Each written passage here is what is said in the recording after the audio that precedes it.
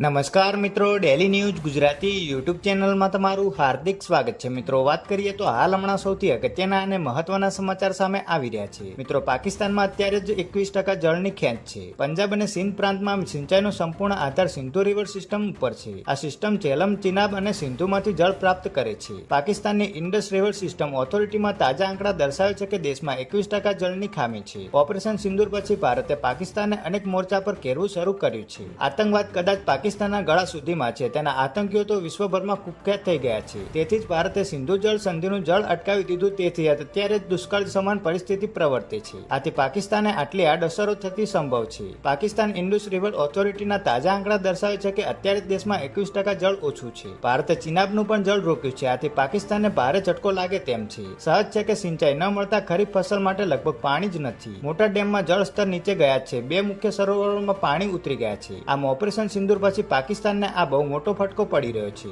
આમ તેની તબાહીના કાઉન્ટડાઉન શરૂ થઈ ચૂક્યા છે.